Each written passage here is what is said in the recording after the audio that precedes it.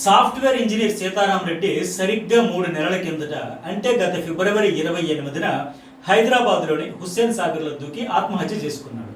భార్య ఎస్ రేణుక చాలా మందితో వివాహేతర సంబంధాలు పెట్టుకోవడం వల్లే సీతారాం ఇట్లా హుస్సేన్ సాగర్లో దూకి ప్రాణాలు తీసుకున్నాడంటూ ఇప్పుడు social media, main stream media మొత్తం ఒకటే చెప్పిందని చెప్పి దాని చుట్టూనే తిప్పుతున్నాయి.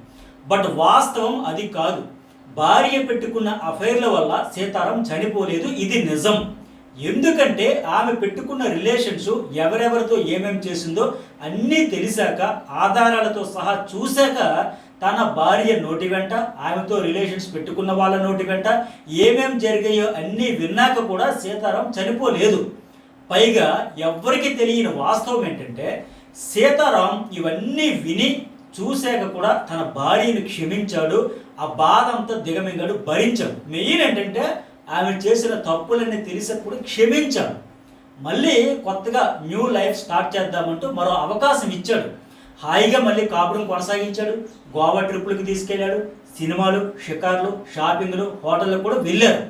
మీకు తెలియని మరో ఆసక్తికరమైన విషయం ఏంటంటే ఈ తప్పులన్నీ చేసిన భార్య పురుగుల మందు తాగి ఆత్మహత్యకు సైతం పాల్పడితే ఆమెను వారం రోజుల పాటు హైదరాబాద్లోని ఓ కార్పొరేట్ హాస్పిటల్లో చేర్పించి లక్షల ఖర్చు పెట్టి బతికించుకున్నాడు. అన్నీ మర్చిపోదామంటూ చెప్పాడు. అలాంటప్పుడు ఆ రిలేషన్స్ వల్ల అతను ఎందుకు చనిపోతాడు? బట్ సీతారాం చనిపోవడానికి అసలు కారణం ఏంటి? సీతారాం రేణుక కాపురంలో ఏం జరిగింది అనేది అతను రాసిన 19 పేజీల లేఖలో స్పష్టంగా ఏం చెప్పాడు అనేది ఈ వీడియోలో మీకు క్లియర్గా చెబుతాను. హాయ్ ఫ్రెండ్స్, నేను మీ సతీష్.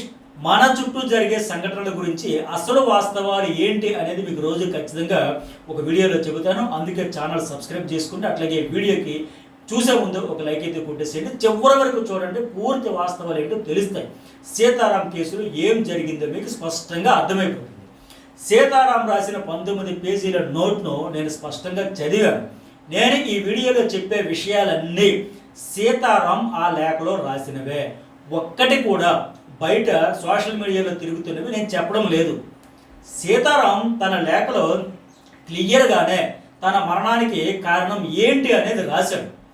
భార్యపై విపరీతమైన ప్రేమ ఉంది, అట్లాగే ఆ భార్య పెట్టుకున్న అక్రమ సంబంధాలను క్షమించి కాపురం సజావుగా చేస్తున్న తర్వాత ఆమె చేసిన అత్యంత దారుణమైన ద్రోహాన్ని అతను తట్టుకోలేకపోయాడు. ఆ ద్రోహం తనకు తెలియకుండా 8 ఏళ్ళు కొనసాగించిన ఆమె అక్రమ రిలేషన్స్ కంటే దారుణమైనదని అతను బాధపడి ఇక జీవించడానికి తనకు ఎలాంటి రీజన్ లేదు అని భావించి ఆత్మహత్యకు పాల్పడ్డాడు.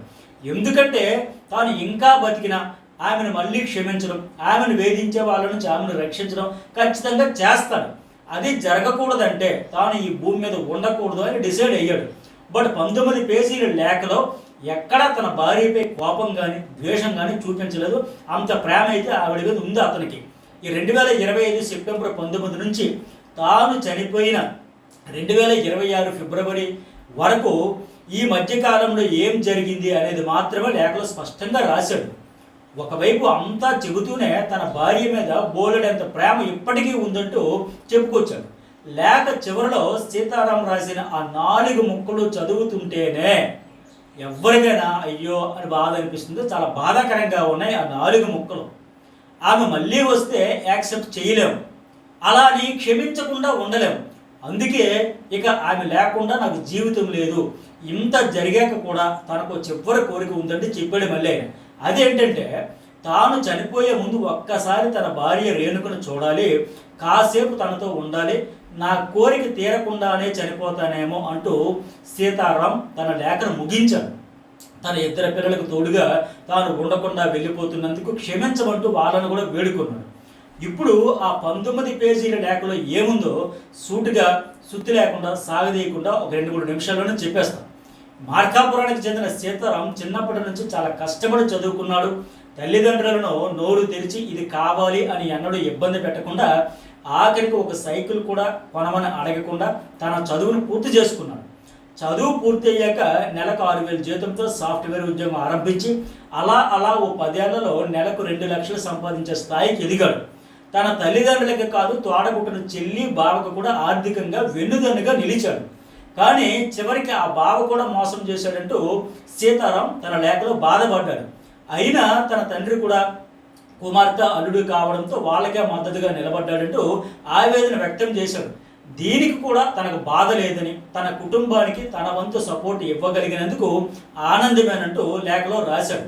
ఇక నంద్యాలకు చెందిన రేణుకతో సీతారాంకు 2018 మార్చి 4న పెద్దలు కుదిర్చిన పెళ్లి అంగరంగ వైభవంగా జరిగింది. పెళ్ళైనప్పటికీ అతను బెంగళూరులో ఉద్యోగం చేసేవాడు. అప్పటికే మంచి జీతం కావడంతో భార్యకు ఏ లోటు లేకుండా చూసుకున్నాడు. బెంగళూరులో ఇల్లు, హైదరాబాద్లో ఒక ఫ్లాట్, అట్లాగే మరో ఫ్లాట్కి డబ్బులు కట్టాడు. మార్కాపురం, నంద్యాలలో స్థలాలు, బంగారు, మ్యూచువల్ ఫండ్స్, పిల్లలకు భవిష్యత్తులో భరోసాగా ఎల్ఐసి, అలాగే ఇంకో కొన్ని పథకాల్లో కూడా డబ్బులు పెట్టాడు. ఇలా తనకంటూ ఏ ఇబ్బంది లేనంతగా అన్నీ సమకూర్చుకోగలిగాడు. పెళ్ళైన 2018 మార్చి 4 నుంచి 2025 సెప్టెంబర్ 19 వరకు, అంటే 7 సంవత్సరాల 6 నెలలు వీళ్ళ కాపురం హాయిగా సజావుగా ఏ లోటు లేకుండా సాగింది. వీళ్లకు 2 పిల్లలు కూడా పుట్టారు. ఒకవేళ సమస్యలు వచ్చినా అందరి కుటుంబాల్లో వచ్చినట్టే చిన్న గొడవలు, అలకలు, సర్దుకుపోవడం ఇవే తప్ప ఇంకేం పెద్దగా లేవు.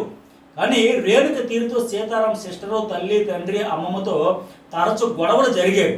కానీ వాటన్నింటిలోనూ రేణుక తప్పు ఉన్నా సరే సీతారాం ఏనాడు ఆమెతో గొడవ పడలేదు, సర్ది చెప్పుకుంటూనే వచ్చాడు. బట్ రేణుక చేస్తున్న అకృత్యాలు తనకు తెలియకుండా చాలానే ఉన్నాయనే విషయం తొలిసారి సీతారాంకు తెలిసింది 2025 సెప్టెంబర్ 19న. ఆ రోజు ఆఫీస్ నుంచి సీతారాం వచ్చిన తర్వాత సరిగ్గా రాత్రి 11:22 స్వయంగా రేణుకే వచ్చి తాను తప్పు చేశానంటూ చెప్పిన విషయంతో సీతారాంకి ఫ్యూజులు ఎగిరిపోయాయి. రమణారెడ్డి అనే వ్యక్తితో తాను 15 నెలలుగా అక్రమ సంబంధం పెట్టుకున్నానని, 4-5 సార్లు అతను వీళ్ళ ఫ్లాట్కే వచ్చి కలిశాడని, ఆ సమయంలో తానిద్దరం చేసిందంతా అతను వీడియో తీయమంటే తానే తీశానని, తాను ప్రైవేట్గా చూసుకునేందుకే ఆయన కోరిక మీదకి ఆ వీడియో తీయమన్నాడు కనుక తీశాను, అతనికి షేర్ చేశానని చెప్పింది. బట్ ఇప్పుడు ఆ వీడియోలు తన ఇన్స్టా అకౌంట్లో పోస్ట్ చేశాడంటూ రేణుక తన భర్త సీతారాంకు చెప్పింది. వాటిని అందరూ చూస్తున్నారని, ఎలాగైనా వాటిని డిలీట్ చేయించడానికి హెల్ప్ చేయమని అడిగింది. అతను సాద్నగర్లో ఉంటాడని వెళ్ళి అతను కలిసి రిక్వెస్ట్ చేసి ఆ వీడియోలు తీయించాలని ఈ భర్త సీతారాంను రిక్వెస్ట్ చేయడంతో అప్పటికే ఈ షాకింగ్ విషయాలన్నీ విన్న వెంటనే సీతారాం కూడా షాకులోకి వెళ్ళి కాసేపటికే తేరుకుని భార్యను కనీసం తిట్టలేదు, కొట్టలేదు, ఒక మాట అలా. వెంటనే 2 పిల్లలతో సహా కారు ఎక్కి రాత్రి 12:30 గంటలకు బయలుదేరి షాద్ నగర్లోని పోలీసులకు విషయం చెప్పి ఓ పోలీస్ కానిస్టేబుల్తో కలిసి రమణారెడ్డి ఇంటికి రాత్రి 2 గంటలకు వెళ్ళారు. కానీ అతను ఇంటిలో లేడు. దీంతో ఆ తర్వాత తెల్లవారుజాము వరకు అతను ఫోన్ నెంబర్కి ట్రై చేసి చివరికి పోలీసులు సీతారాం అతనికి నచ్చజెప్పి ఉదయంలోగా ఆ వీడియోలను ఇన్స్టాలో నుంచి డిలీట్ చేయించారు. ఆ తర్వాత అతనిపై షాద్నగర్ పోలీస్ స్టేషన్లో కేసు పెట్టారు. రాత్రికి అక్కడే ఉండి ఓ లాడ్జిలో 2 గంటలకు వెళ్ళారు కదా, ఇంకా అక్కడే తెల్లవారుజాము వరకు అక్కడే ఒక లాడ్జిలో ఉండమని పోలీసులు చెబితే అలాగే ఉన్నారు. ఆ తర్వాత ఉదయం నుంచి పోలీస్ స్టేషన్లో 2:30 గంటలున్న రమణారెడ్డి దొరకలా. పైగా రమణారెడ్డి మళ్ళీ ఆ వీడియోలను తన ఇన్స్టాలో ఉదయం 11:30 గంటల సమయంలో అప్లోడ్ చేశాడు. ఈసారి నేరుగా రేణుక ఇంటి పేరు, ఊరు పేరుతో సహా ఆ వీడియోను అప్లోడ్ చేశాడు. అతని అకౌంట్లో 2000 మందికి పైగా ఫాలోవర్లు ఉన్నారు. వాళ్ళలో రేణుక బంధువులు, వాళ్ళ ఊరి వాళ్ళు కూడా ఉన్నారు. అప్పటికే చాలామంది ఆ వీడియోలను చూసేశారు. పైగా రేణుక తనను మోసం చేసిందని, తాను చచ్చిపోతున్నానంటూ ఆమె లవర్ రమణారెడ్డి పురుగుల మందు డబ్బాలో కొంత తాగి ఆ వీడియో కూడా పోస్ట్ చేశాడు. సీతారాం ఒకవైపు పోలీస్ స్టేషన్లో సిఐతో మాట్లాడుతుండగానే ఒకవైపు పిల్లలను కూడా వదిలేసి రేణుక ముఖానికి స్కార్ఫ్ కట్టేసుకుని ఆటో ఎక్కి వెళ్ళిపోయింది. నేను తప్పు చేశాను, చచ్చిపోతానని అప్పటికే ఆమె చాలాసార్లు అనడం వల్ల ఒకవేళ ఏదైనా అఘాయిత్యం చేసుకుంటుందేమోనని మళ్ళీ ఆమె కోసం సీతారాం, పోలీసులు, బస్టాండ్, రైల్వే స్టేషన్ సహా అంతటా వెతికారు. చివరికి ఆమె నేరుగా రమణారెడ్డి ఇంటికే వెళ్ళిందని తెలిసి అక్కడికి వెళ్ళారు. అక్కడ రేణుక ఈ రమణారెడ్డితో గొడవపడి అతను అప్పటికే తాగి పురుగుల మందు తాగాడు కదా, ఆ తాగిన పురుగుల మందుని ఈవిడ మళ్ళీ తాగేసింది. వీళ్ళు అక్కడికి ఎవరు, సీతారాం, ఈ పోలీసులు, సిఐ గారు వీళ్ళందరూ అక్కడికి వెళ్ళేసరికి ఈ రమణారెడ్డి, రేణుక ఇద్దరు అపస్మారక స్థితిలో పడిపోయి ఉన్నారు. రేణుక తండ్రి సోదరుడికి వీళ్ళ విషయం చెప్పడంతో వాళ్ళు కూడా అప్పటికే అక్కడికి చేరుకున్నారు, వచ్చారు. రేణుకుని అలాగే వదిలిపెట్టేద్దామంటే వాళ్ళు అంటుంటే తండ్రి, బ్రదర్ కూడా ఆవిడని అలాగే వదిలేద్దాం అని వాళ్ళు కూడా కోపంతో బాధ అంటే సీతారామే అలాగే పోలీసులే వీళ్ళే వాళ్ళిద్దరినే గవర్నమెంట్ హాస్పిటల్గా తీసుకెళ్లారు. సీతారాం అంటే పోలీసులే రేణుకాని రమణారెడ్డిని గవర్నమెంట్ హాస్పిటల్కి తీసుకెళ్లారు. రమణారెడ్డి కొంచెమే తాగడంతో అతనికి ఏం కాలేదు. బట్ రేణుకకు మెరుగైన వైద్యం కోసం హైదరాబాద్లో ఒక కార్పొరేట్ హాస్పిటల్లో చేర్చారు. అక్కడ 2025 సెప్టెంబర్ 20 నుంచి సెప్టెంబర్ 26 వరకు అంటే 7 రోజులు చికిత్స పొందింది. సీతారాంతో పాటు రేణుక తండ్రి కూడా హాస్పిటల్ బిల్లులు కట్టారు. ఆమె బతికి బట్టగట్టింది. ఆ తర్వాతే ఏం జరిగిందో ఆమె క్లియర్గా సీతారాంకు చెప్పింది. అవి విన్నాక నిజంగానే అతను గుండె పగిలిపోయింది. రమణారెడ్డితో 15 నెలలుగా సంబంధం. అతను 4-5 సార్లు ఇంటికే వచ్చి కలిశాడు.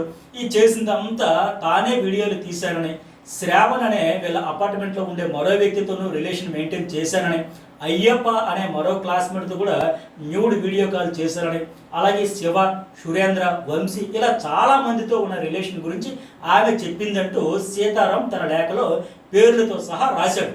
ఇక్కడ కొంతమంది మహిళల పేర్లను కూడా సీతారాం రాశాడు. వాళ్ళు కూడా ఈ రేణుకకు సపోర్ట్ చేశారు, రమణారెడ్డికి సపోర్ట్ చేశారంటూ కూడా సీతారాం ఆ లేఖలో రాశాడు. వాళ్ళు మధ్యవర్తులుగా ఉండి ఈమె సంబంధాలకు సపోర్ట్ చేశారనే విషయం కూడా ఆమె స్వయంగా భర్తకు చెప్పిందంట. ఇక రమణ కూడా తనతో పోలీస్ స్టేషన్లోనే చాలా విషయాలు చెప్పాడంటూ సీతారాం లేఖలో రాశాడు. వాటిలో 15 నెలలుగా తాము రిలేషన్లో ఉన్నామని, అనేక సార్లు కలిశామని, 13 సార్లకు పైగా వీళ్ళ ఇంటికే వచ్చి కలిశానని చెప్పాడు. కొన్నిసార్లు బస్సులో, మరికొన్నిసార్లు నంద్యాలలో కూడా కలిశామని చెప్పాడు. రమణ చెప్పిన వాటిలో కొన్ని దిగ్భ్రాంతి కలిగించే విషయాలు కూడా ఉన్నాయి.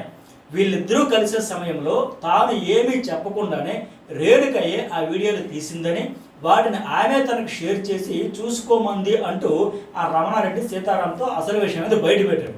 అయితే శ్రావణ్ అనే మరో వ్యక్తితో ఈమె సంబంధం పెట్టుకోవడం తనకు నచ్చలేదని వద్దని చెప్పినా వినకపోవడం వల్లే ఆ వీడియోలను ఇన్స్టాలో పెట్టినట్లు అతను బయటపెట్టాడు. రేణుకకు 6 బాయ్ ఫ్రెండ్స్ ఉన్నారనే విషయం, ఈ విషయాన్ని కూడా రమణే బయటపెట్టాడు.